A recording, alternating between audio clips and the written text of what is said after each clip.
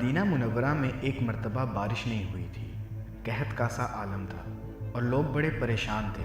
ایک جمعے کے روز حضور صلی اللہ علیہ وآلہ وسلم سے ایک اعرابی عرض کرنے لگا، یا رسول اللہ، مال ہلاک ہو گیا اور اولاد فاقہ کرنے لگی، دعا فرمائیے بارش ہو جائے۔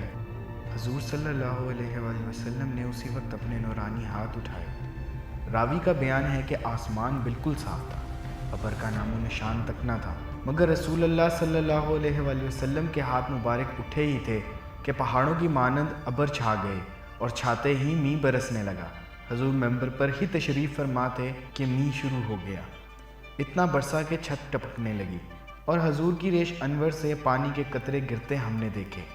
پھر یہ مینہ بند نہیں ہوا بلکہ ہفتہ کو بھی برستا رہا، پھر اگلے دن بھی، اور پھر اس سے اگلے دن بھی، حتیٰ کہ لگاتار اگلے جمعے تک برستا ہی رہا۔